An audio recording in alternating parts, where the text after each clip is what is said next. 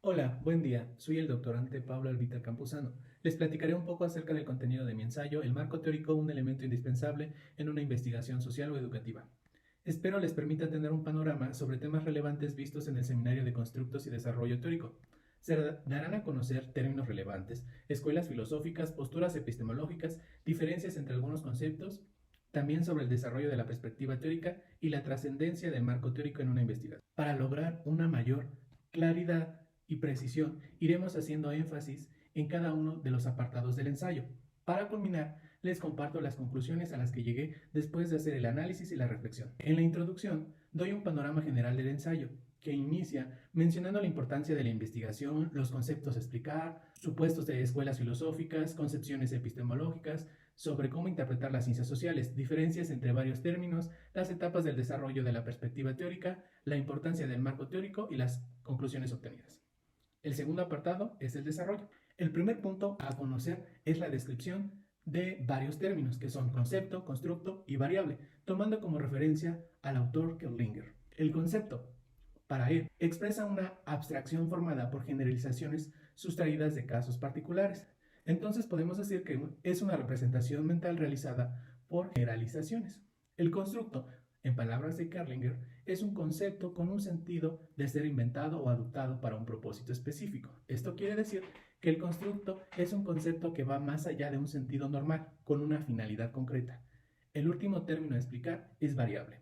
Para este autor es una propiedad que adquiere distintos valores, es decir, un atributo o una característica, por ejemplo la edad, el sexo o el nivel de preparación profesional, la escolaridad de los padres. Las variables las podemos dividir en dependiente o independiente, activas o distributivas. Las escuelas filosóficas es nuestro siguiente subtema. Estas ayudan a realizar una interpretación y o comprensión de los hechos sociales o fenómenos. Esto lo hacemos retomando las ideas del autor Guillermo Briones. La primera escuela es el materialismo, en el cual la realidad está compuesta por materia, por átomos. El cambio es la realidad y hay ciertas leyes.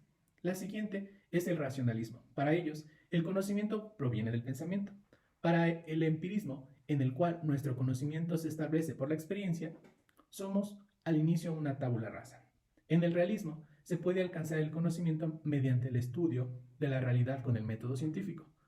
Para el idealismo, quienes piensan que se debe haber una mente consciente con ideas para que puedan existir los objetos físicos. Para el positivismo, según el cual el conocimiento para ser verdadero debe provenir de la experiencia sensible de un individuo. Una subdivisión de esta escuela es el positivismo lógico, en el cual el conocimiento se debe basar en un empirismo total.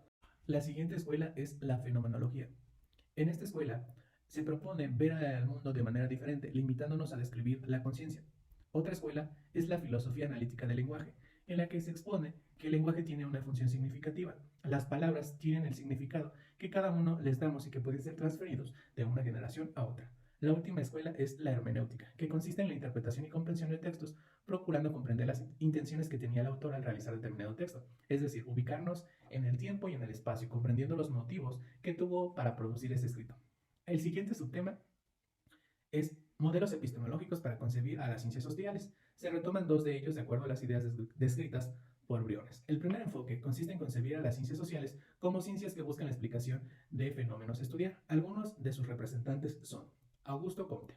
Para él, la ciencia debe explicar los fenómenos estudiados, indicando las causas que los ocasionaron. Se trata de comprender el fenómeno social mediante sus orígenes.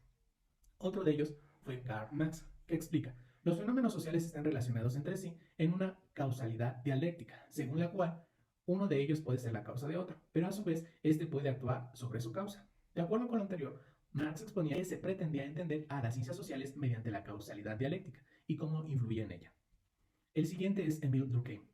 Él se enfocaba en la función social como causa para explicar los fenómenos sociales y que estos a su vez dependían de otros. Thomas Merton, respecto a que el funcionalismo es un método de investigación al mismo tiempo que de explicación en las ciencias sociales. El último representante de esta concepción epistemológica es Karl Popper. Describe que se debe devolver al método científico de deductivo. Esto quiere decir que para él las ciencias sociales debían hacer deducciones que dieran cuenta de cuáles eran las causas de un fenómeno social. La otra concepción epistemológica sobre las ciencias sociales es entenderlas como ciencias que buscan la comprensión o interpretación de los fenómenos. Como representantes de esta postura encontramos a Weber, a Schultz y a Witsch.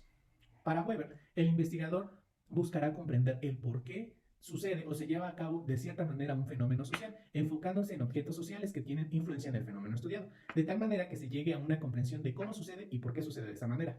A Schutz le incumbe la comprensión de las ciencias sociales más enfocado en la intersubjetividad. Para Peter Winch, él continúa el enfoque epistemológico de las ciencias sociales como ciencias que buscan la comprensión de los fenómenos sociales, siendo más específico en la acción humana, las instituciones y las reglas involucradas. Ahora es el momento para hablar sobre la diferencia entre términos que en ocasiones presentan ambigüedad.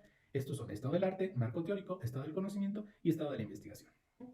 En el ensayo presento varios autores como Orgoño y Maldonado, Schwartz, Rueda y Martínez que dan su concepto de estos términos. Después de sus ideas formulo las siguientes definiciones y diferencias entre ellos. La diferencia entre el estado del arte y el marco teórico radica en que el estado del arte implica una recopilación de bibliografía de diversos textos de un área o disciplina específica, lo que permite conocer qué tanto se ha investigado, cuáles han sido los resultados obtenidos, qué métodos han sido utilizados y hasta qué tanto se ha avanzado. Y el marco teórico proporciona una base teórica, es decir, nos da el sustento para comprender el problema y la investigación, validar o no las hipótesis planteadas, contar con la teoría que permite constatar lo obtenido en la experimentación o la puesta en práctica de algún instrumento para recabar información.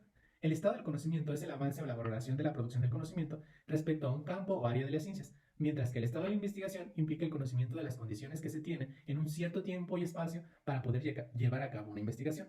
Tanto el estado del conocimiento como el estado de la investigación son diferentes al marco teórico porque el estado de la investigación se concentra en cómo se desarrolla una investigación en un cierto tiempo y espacio, y el marco teórico busca la teoría que va a ser referencia para realizar esa investigación, además de que nos permite identificar qué errores han tenido durante esas investigaciones.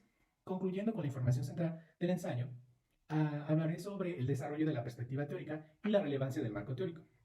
Para el desarrollo de la perspectiva teórica, tomé las ideas de Hernández Sampieri, que explica que la perspectiva teórica es un proceso y un producto. Un proceso porque tiene dos etapas que son la revisión analítica de la literatura y la construcción del marco teórico. Y es un producto porque al concluirla también tendremos como producto el marco teórico. En el ensayo doy a conocer cómo se realiza cada una de estas dos etapas, elementos importantes a tomar en cuenta como el uso de operadores booleanos, la búsqueda en base de datos o en banco de datos, el usar palabras clave, motores de búsqueda. Finalmente, el marco teórico es relevante en una investigación social o educativa porque es una demostración de nuestra postura como investigador, de las ideas con las que nos relacionamos y los juicios que compartimos con otros autores. Evita errores que se han cometido en otras investigaciones. Delimita el objeto de estudio porque da los principios y la base para la investigación, tomando distintos conceptos y en base a estos llegar a un resultado en particular, lo cual garantiza la correcta aplicación del método científico. Evita que el azar o distintos factores aleatorios alteren este resultado y garanticen su repetición por parte de otros operadores. Permite guiar la selección de factores y variables que serán estudiadas. Evita que el investigador aborde temas que ya han sido investigados o que carezcan de importancia científica. Como resultado del análisis realizado durante este ensayo, me permito compartir algunas de las conclusiones a las cuales llegué. El marco teórico dirige una investigación social o educativa porque permite centrarnos en ciertas variables, conceptos, los cuales podemos verificar si son los correctos o son los adecuados, ya que corresponden o no al fenómeno social estudiado. A partir de la elección de una de las perspectivas epistemológicas, se indaga sobre los autores que han tratado de explicar, comprender o interpretar el problema o el fenómeno estudiado, y esto será producto del marco teórico. La elección de una escuela filosófica también repercute en la construcción del marco teórico por las características que cada una de ellas influyen en la metodología a desarrollar. Durante la primera etapa del desarrollo de la perspectiva teórica, la revisión analítica de la información permite detectar si se ha indagado antes sobre el tema o fenómeno y analizar si lo encontrado se puede aplicar con nuestra realidad, es decir, al contexto donde estoy desarrollando mi investigación. Gracias a esto, el marco teórico le va proporcionando validez a la investigación.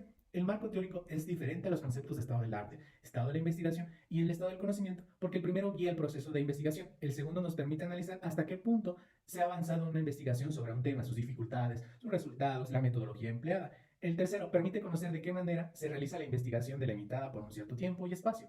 El último consiste en valorar el conocimiento que se tiene de cierta área. Derivado de todo lo anterior, puedo afirmar que el marco teórico es un elemento indispensable para una investigación social o educativa porque no solo consiste en adoptar una teoría que respalda la investigación, sino es un proceso que dirige el rumbo a considerar, las variables a tomar en cuenta, las hipótesis, la metodología y los autores.